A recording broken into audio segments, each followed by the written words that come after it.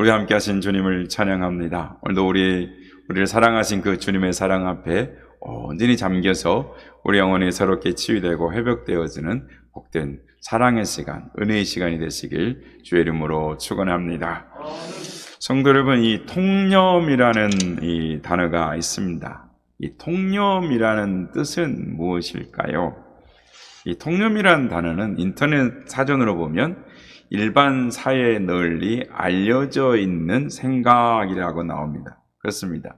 통념이라는 말은 상식적인 수준에서 당연히 그렇다, 맞다, 정확하지라고 이렇게 인정하는 이 아무런 문제의식 없이 받아들이는 사고 방식입니다. 그래서 나이가 들면 원래 그렇고 그것이 당연히 그렇고 또 물론 그러하다라는 세계가 많이 늘어나게 됩니다.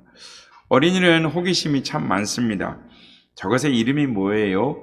왜 그렇게 지었어요? 어디서 살아요? 무엇을 먹고 살아요? 질문이 참 많습니다. 질문이 많은데 쓸데없는 질문도 참 많지요. 어린이들은 참 질문이 많습니다.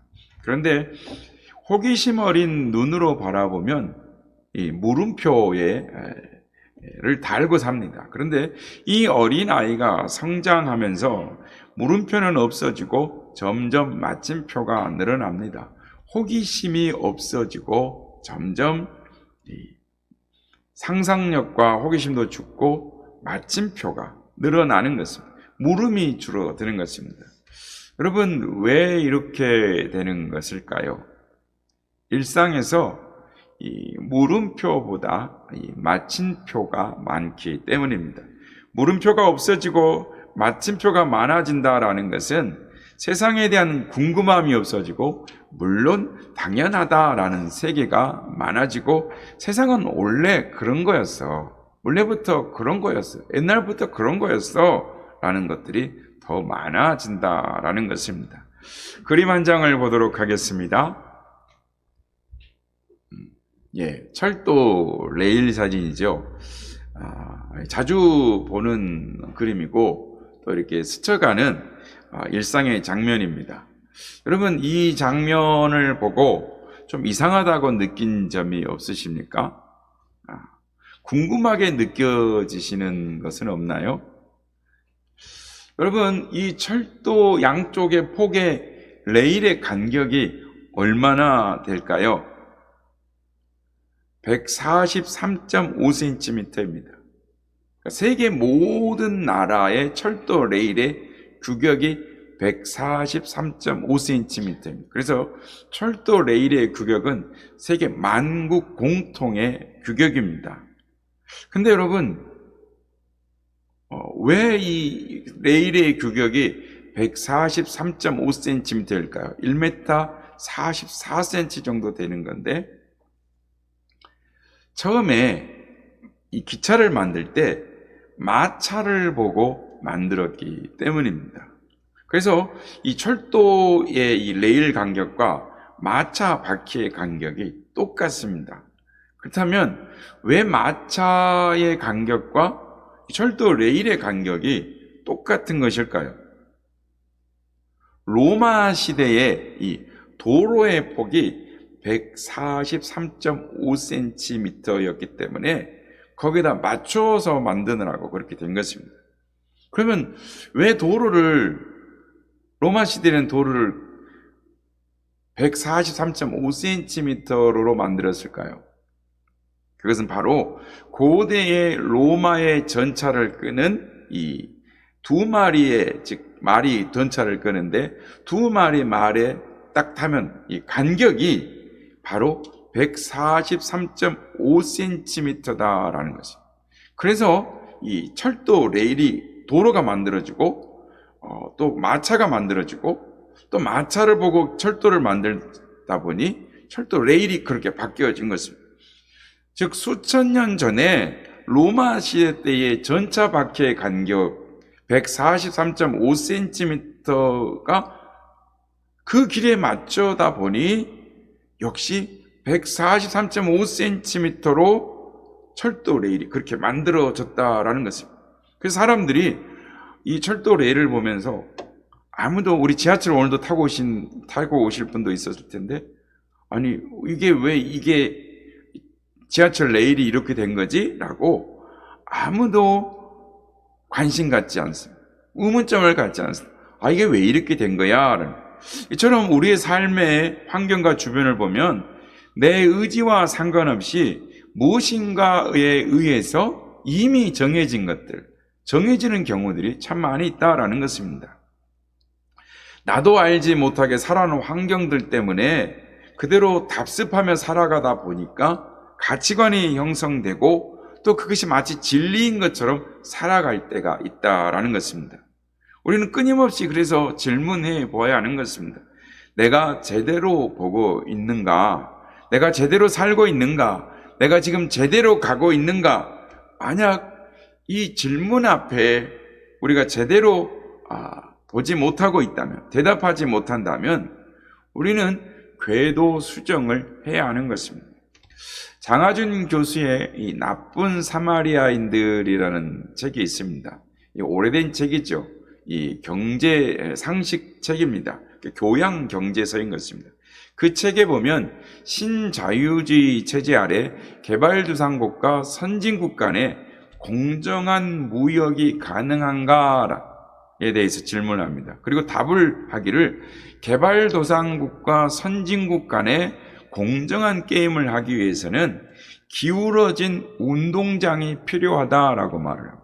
무슨 말이냐면 힘센 사람들이 모인 팀과 약한 사람들이 모인 팀이 함께 모여서 이 줄다리기를 하면, 공정한 줄다리기를 하려면 약한 팀에게 유리한 한쪽으로 기울어진 운동장이, 경기장이 필요하다라는 것입니다. 그런데 한쪽으로 기울어진 경기장에서 경기를 하는 그 경기를 누가 공정하다라고 말을 하겠느냐라는 것입니다. 이론적으로는 약한 팀에게 기울어진 유리한 경기장을 주어야 한다라고, 그게 맞다라고 말을 하지만 현실 세계에서는 그러한 게임 룰은 받아들여지지 않는다라는 것입니다. 그래서 어느 누구도 이 사회의 문제를 해결할 수 없고 승자 독식, 적자 생존의 세계를 해결할 수 없다. 계속 이어질 수밖에 없다. 그렇다면 이것을 그대로 놔둘 것인가? 세계 시민 여러분, 가슴에 손을 대고 양심에 물어보고 어떻게 행동할 것인지를 결정하라라고 요구하는 것이 나쁜 사마리아인이라는 책의 요지입니다. 오늘 청년들은 5포를 넘어서 6포, 7포의 시대를 살아가고 있습니다. 아니, 정상적으로 직장 생활을 해서 집 한 채를 살 수가 없습니다. 그나마 맞벌이를 하지 않으면 대출이니 자동차 할부 융자니 아이들 학원비를 감당할 수가 없습니다. 열심히 살아도 항상 궁핍하게 살아야 하고 노후를 걱정해야 합니다. 100세 시대를 산다는데 뾰족한 대안이 없습니다. 불안한 미래에 힘들어하는 것이 오늘의 시대입니다. 힘들어하기는 예수 그리스도를 믿는 사람들도 마찬가지인 것입니다. 성도 여러분, 오늘의 시대를 우리는 어떻게 살아가야 할까요? 오늘 보면 14절, 15절 말씀입니다. 무릇 하나님의 영으로 인도함을 받는 사람은 곧 하나님의 아들이라. 너희는 다시 무서워하는 종의 영을 받지 아니하고 양자의 영을 받았으므로 우리가 아빠 아버지라 부르짖느니라. 우리는 하나님의 아들입니다. 딸입니다. 하나님의 자녀입니다.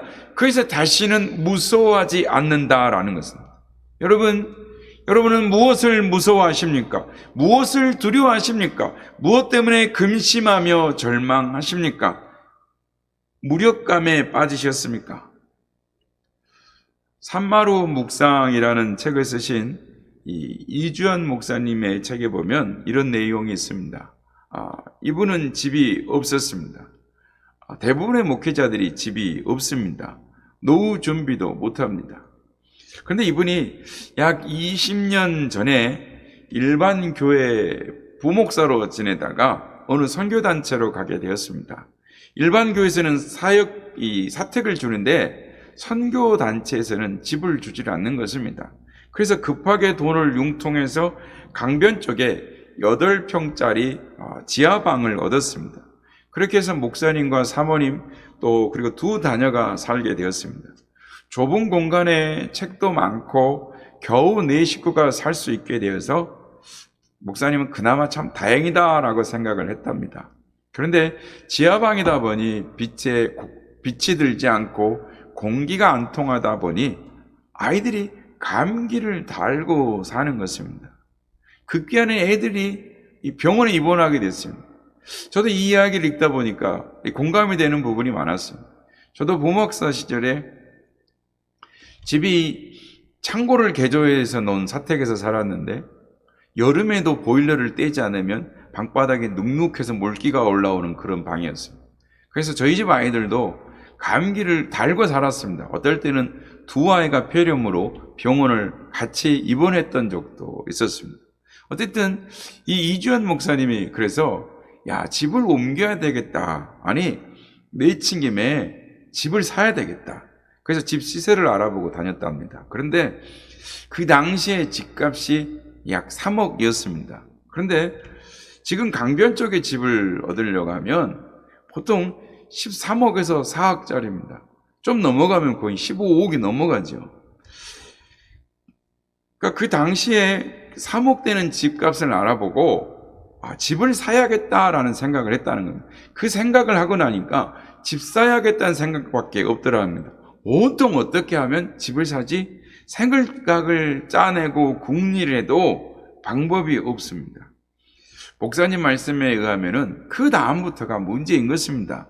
자신의 힘으로는, 자신이 가진 돈으로는 평생을 걸려도 집을 살 수 없겠더라는 것입니다. 그때 머리와 마음속에는 집 생각밖에 없었답니다. 마음속에 절망의 감정이 일어납니다. 급기야는 자신의 처지에 분노가 일어납니다. 다른 사람에 대해서 배려하거나 생각하는 마음이 여유가 없습니다. 설교를 할 수가 없고 글을 쓸 수가 없습니다. 마음속에는 온통 어떻게 하면 집을 살까? 집을 사야 되는데 그 생각밖에 없더라는 것입니다. 그때 마음속에 큰 깨달음을 얻습니다. 집을 내려놓습니다.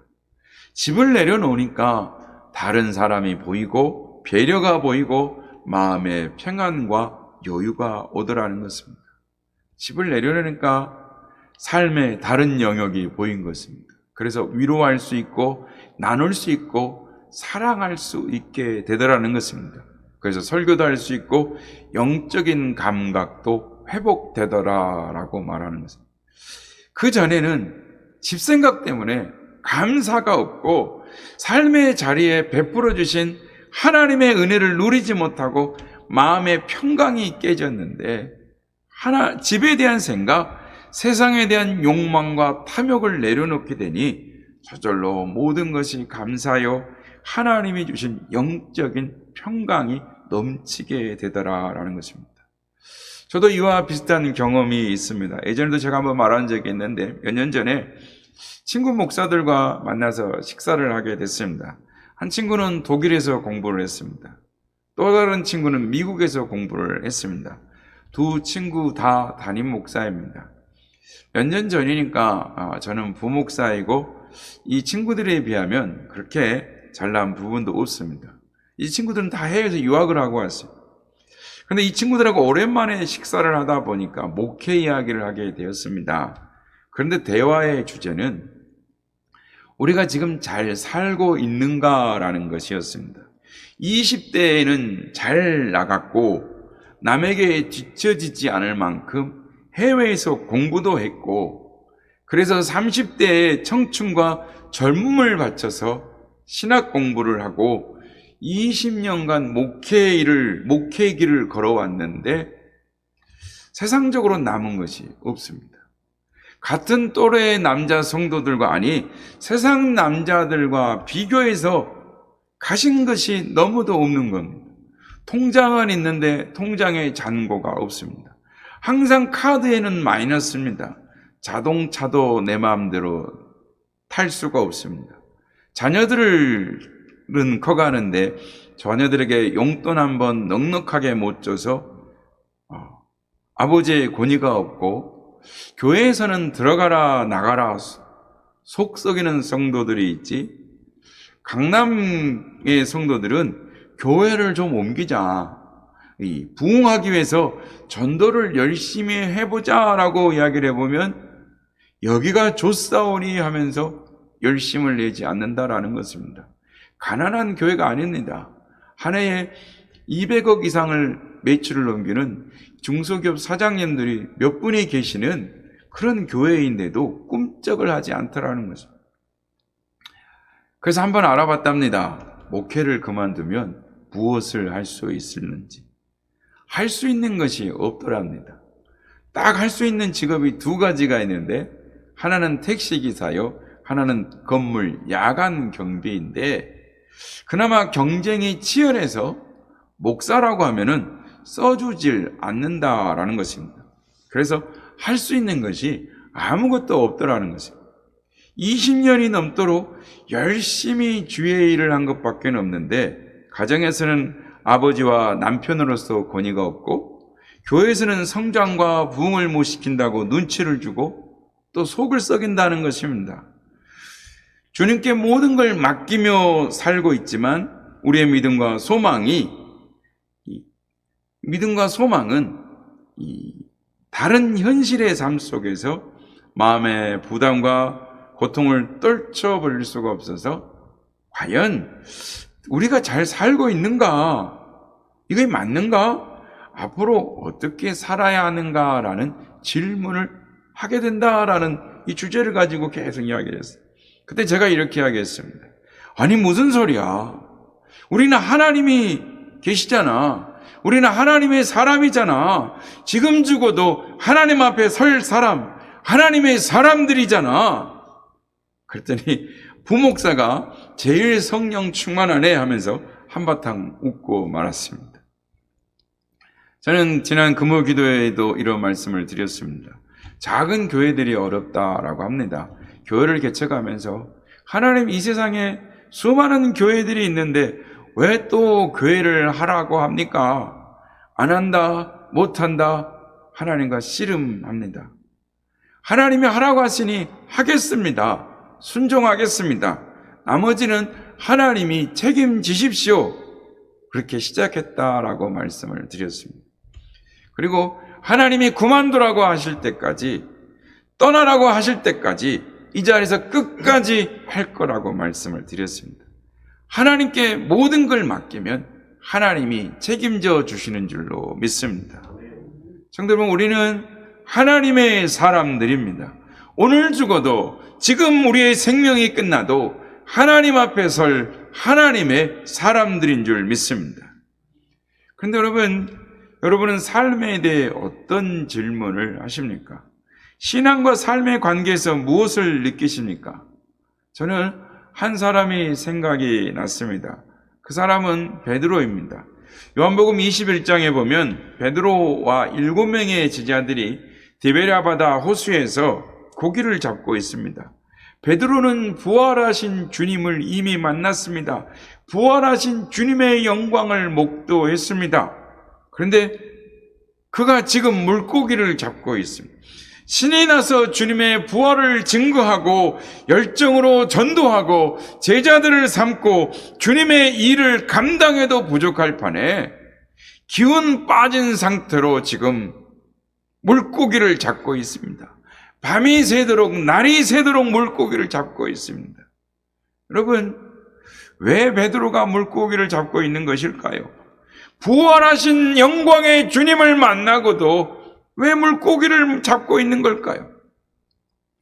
자신의 무력감, 절망감 때문입니다. 자신이 예수님을 배신했다는 수치감과 자괴감 때문입니다. 세상에 비해서 자신은 너무나 무능하고 초라하기 때문입니다. 계집종 앞에서 두려워 떨었습니다. 부활하신 주님을 만났지만 여전히 자신은 변하는 게 없습니다.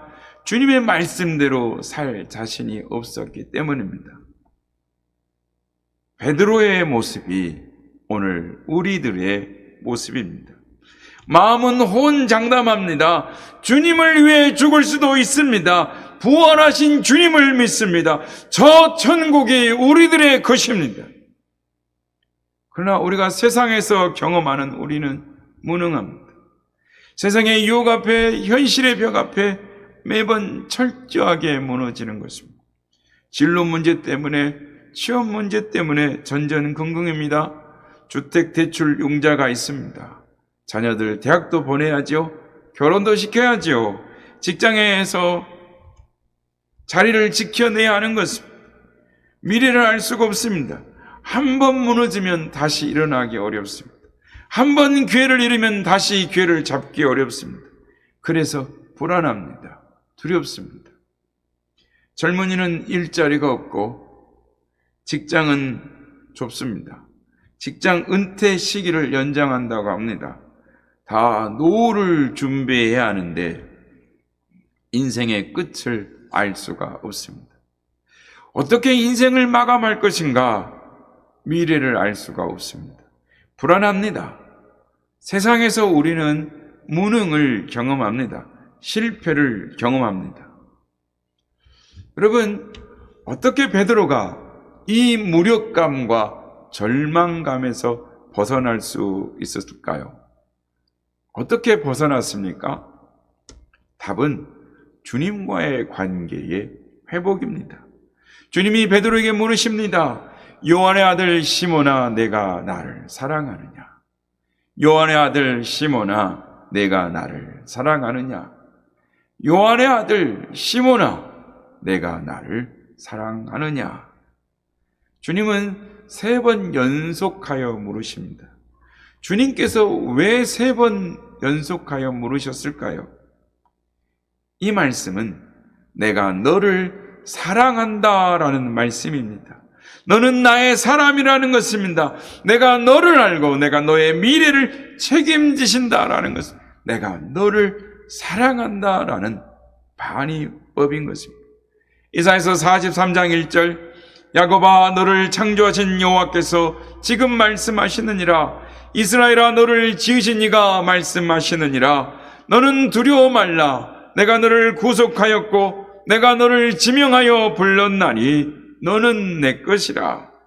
마태복음 6장 26절에서 27절 말씀 공중의 새를 보라. 심지도 않고 거두지도 않고 창고에 모아들이지도 아니하되 너희 하늘 아버지께서 기르시나니 너희는 이것들보다 귀하지 아니하냐. 너희 중에 누가 염려함으로 그 키를 한 자라도 더할 수 있겠느냐. 주님은 우리의 머리카락 수를 세시며 먹이시고 입히시고 기르신다라고 말씀하십니다. 그러므로 염려하여 이르기를 무엇을 먹을까 무엇을 마실까 무엇을 입을까 하지 말라. 이는 다 이방인이 구하는 것이라. 너희 하늘 아버지께서 이 모든 것이 너희에게 있어야 할 줄을 아시느니라 라고 하십니다. 이 말씀 다 아시는 말씀이죠. 그런데 미래를 생각하면 염려가 떠나지 않습니다. 마음이 무거우십니까? 주님은 우리를 향하신 하나님의 사랑을 탕자에 비유해서 말씀하십니다. 아버지가 얼마나 우리를 사랑하시는지에 대해 말씀하십니다. 누가복음 15장에 보면 탕자가 집으로 돌아옵니다. 그때 누가복음 15장 20절에 보면 아직도 거리가 먼데 아버지가 그를 보고 지근히 달려가 목을 안고 입을 맞추니라고 말씀합니다. 거리가 먼데 아버지 눈에는 아들만 보이는 것입니다. 의복이 헤어져서 남루에서 거지입니다. 헐버려 굶주려서 몰골을 알아볼 수가 없습니다. 그런데 아버지는 알아보시는 것입니다. 왜냐하면 아버지의 마음에는 아들밖에 없기 때문입니다. 우리의 예타하는 하나님의 마음을 어떻게 표현할 수가 있겠습니까? 오늘 보면 8장 26절에 보면 이와 같이 성령도 우리의 연약함을 도우시나니 우리는 마땅히 기도할 바를 알지 못하나 오직 성령이 말할 수 없는 탄식으로 우리를 위하여 친히 간구하시느니라 라고 말씀. 성령이 말할 수 없는 탄식으로 애타하십니다. 우리를 사랑하셔야 하나님이, 성령 하나님이 우리를 위하여 애끓는 마음으로, 불타는 사랑으로 우리를 위하여 간구하시는, 우리 속에 영원토록 계셔서 사랑하는 자여 내가 너를 사랑한다 라고 말씀하시고, 제2차 세계대전 때의 일입니다. 로젠베그라는 유대인 가족의 이 독일 강제 수용소에 붙잡혀 들어갔습니다. 아버지, 어머니, 엄마 그리고 두 아들이 함께 수용소 생활을 했습니다. 그중 작은 아들은 태어날 때부터 약간 신체 장애가 있었습니다. 그래서 이 아이는 자신의 일을 다 처리할 수 없는 아이였습니다. 독일군은 남녀노소를 불문하고 노동력이 있는 사람만 살려두었습니다. 일할 수 없도록 약해지거나 병이 들면 곧 독가스실로 가서 죽어야만 했습니다. 그래서 매일 새벽이 되면 로젠베그 가족은 각각 다른 작업장으로 끌려갑니다. 두 아이들도 다른 곳으로 끌려갑니다. 부모는 아이에 대한 염려로 하루하루 고통 가운데 지냈습니다. 혹시 제대로 일을 못하는 작은 아들이 독가스실로 끌려가지 않을까 노심초사 걱정뿐입니다. 그래서 부모는 저녁에 막사로 돌아오면 제일 먼저 찾는 것, 우리 작은 아들이 돌아왔는가인 것입니다. 작은 아들이 있는가 확인하는 것이었습니다. 그러던 어느 날 아버지가 지친 몸을 이끌고 막사로 돌아와 보니 큰 아들이 한쪽 구석에서 울고 있었습니다. 그런데 작은 아들이 보이지를 않는 겁니다. 큰 아들이 울면서 말합니다. 동생이 더 이상 일할 수 없어서 독일군이 가스실로 끌려갔다라는 것입니다. 억장이 무너지는 순간입니다. 아버지는 간신히 숨을 고르고 말했습니다. 그러면 엄마는 어떻게 됐니? 엄마는 아직 안 왔니? 그러자 큰 아들이 떠듬떠듬 말했습니다. 독일군이 동생을 잡을 때 동생은 너무너무 무서워서 엄마를 붙들고 놓지를 않았다라는 것입니다. 그러자 엄마는 동생을 꼭 껴안으면서 이렇게 말했답니다. 그래, 함께 가자. 엄마는 끝까지 너와 함께 있겠다. 너와 함께 가자. 그리고 엄마는 작은 아들과 함께 독가스실로 갔다라는 것입니다.